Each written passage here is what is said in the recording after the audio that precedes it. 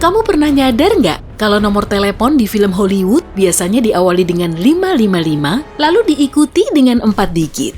Beberapa puluh tahun lalu, nomor telepon di Amerika Serikat digunakan untuk mengindikasikan 2 huruf pertama dari nama wilayah geografisnya. Sistem ini disebut exchange name. Semisal kamu mau menelepon temanmu di Pennsylvania, nomor teleponnya 94000. Terlebih dulu, kamu perlu menekan 73, kemudian 94000. Angka 7 merepresentasikan huruf P, Q, R, S pada tombol, sedangkan angka 3 huruf D, E, F. Kalau nomornya cuma 55, akan sulit mengetikkan exchange name-nya karena huruf yang ada cuma J, K, L. Tapi dengan huruf-huruf ini, kamu bisa merangkai kata Klondike. Kombinasi ini memang jarang digunakan sih, dan Klondike 5 adalah nomor telepon lama yang dipakai untuk iklan dan kemudian digunakan di film-film. Setelah kode area muncul, exchange name tidak lagi digunakan, tapi film Hollywood masih memakai 555 ini sampai sekarang.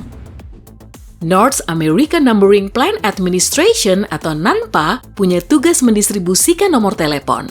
Nomor dari 5550100 sampai 5550199 khusus dipakai untuk film Hollywood. Tujuannya agar para penggemar tidak bisa mengusili orang lain kalau mereka iseng-iseng ingin menghubungi nomor telepon yang mereka lihat di film.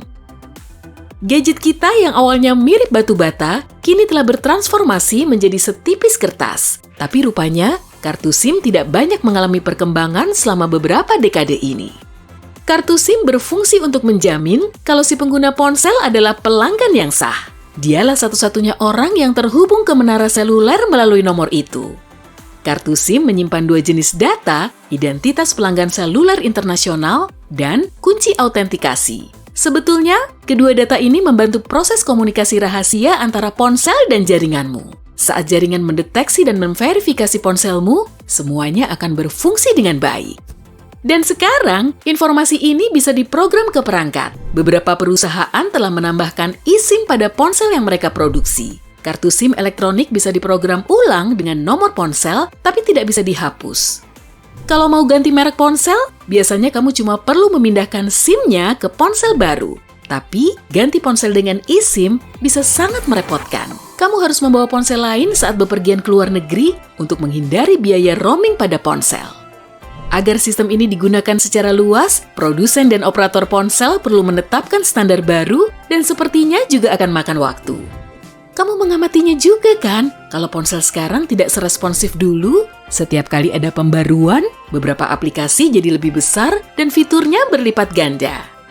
Agar sistem operasinya lebih menarik, pembaruan hadir dengan desain ulang. Fitur ini akan memperlambat ponsel jadul. Menurut sebagian orang, kita sebaiknya menunggu sekitar seminggu setelah ada pembaruan, baru kemudian menginstalnya. Jangan terburu-buru, 20% pembaruan tidak stabil saat periode awal. Jadi, biarkan orang lain yang mengeceknya dulu. Kalau memang bermasalah, kemungkinan kamu juga akan tahu kok. Kamu semakin sering melihat permintaan pembaruan aplikasi nggak? Tandanya, gadgetmu sudah uzur. Jadi, perangkat lunaknya perlu diperbarui agar ponselmu tetap berfungsi dengan baik. Tapi yang jelas, ponselmu perlu selalu diperbarui karena alasan keamanan. Kadang kamu tak sengaja mendownload dokumen yang mencurigakan. Alasannya, ya karena perangkat keras mendeteksi aplikasi yang dijalankan di perangkat lunak yang jadul, maka produsen mencoba melindungi ponsel dengan menyediakan pembaruan. Sebetulnya sih bukan untuk tujuan keamanan saja, pembaruan perangkat lunak mengatasi bug dari versi sebelumnya. Selain itu, menghadirkan fitur baru agar gadgetmu kompatibel dengan program dan perangkat baru. Fitur keamanan seperti Face ID dan Touch ID juga penting untuk ponsel. Saat kamu membuka ponsel dengan melihat ke kamera ataupun menggunakan sidik jari, ponselmu membandingkan data yang didapat dengan data yang tersimpan. Menurut Apple, kemungkinan ada 1 dari 50.000 orang yang mencoba membuka ponselmu dengan sidik jarinya, dan 1 dari 1.000.000 orang dengan wajahnya. Kira-kira berapa besar ya kemungkinanku bakal mengusilimu pakai salah nomor? Peneliti terus mempelajari fitur ini untuk menguji tingkat keamanannya. Mereka pernah berhasil membuat sidik jari palsu untuk membuka ponsel, tapi cukup merogoh kocek. Saat Face ID pertama kali muncul, peneliti lain mencoba membobol teknologi pengenalan wajah selama konvensi. Mereka perlu waktu kurang dari 2 menit. Terlebih dulu, mereka menjadikan orang yang sedang tidur sebagai peserta, lalu mengambil ponselnya sambil memakaikan kacamata. Mereka juga menempelkan selotip untuk menghalangi mata. Setelah itu, mereka menghadapkan ponsel ke muka si peserta dan kunci ponsel terbuka. Oke, pasti kamu pernah dengar soal baterai ponsel yang meledak kan? Jadi begini, para teknisi menggunakan baterai lithium-ion di ponsel karena ringan dan bisa menyimpan banyak energi. Baterai punya 2 elektroda yang saling berdampingan. Yang satu bernama katoda, fungsinya menyimpan ion positif, sedangkan anoda menyimpan ion negatif. Saat ponsel sedang dicas, ion lithium berpindah dari katoda ke anoda. Tapi saat ponsel digunakan, gerakannya berlawanan arah. Ketika ion bergerak, anoda dan katoda tidak boleh bersentuhan. Karena itulah, ada lapisan plastik yang jadi penyekat agar keduanya tidak bersentuhan.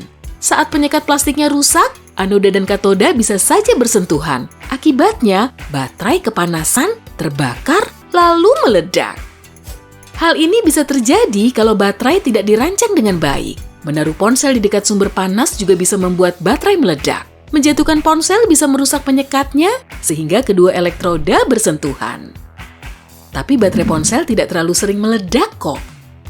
Baterai yang bisa dilepas sempat populer pada tahun 1990-an hingga 2000-an, tapi sepertinya sekarang sudah tidak ada. Di ponsel jadul, baterai ini biasanya berbentuk persegi panjang atau persegi agar mudah dilepas dan dipasang.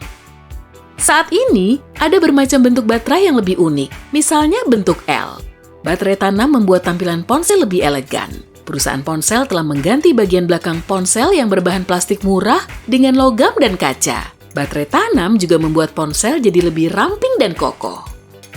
Dengan begini pula, ponsel tahan air jadi bisa berfungsi kalau celah dan portnya lebih sedikit, air dan partikel lain akan lebih sulit masuk. Baterai yang bisa dilepas lebih memakan ruang ponsel karena perlu lapisan ekstra untuk melindunginya dari benturan sehari-hari. Saat baterai jenis ini tidak lagi digunakan, ruang ponsel jadi lebih longgar. Para perancang dan teknisi kemudian bisa menambahkan fitur lain, misalnya ngecas tanpa kabel, speaker, dan sensor sidik jari.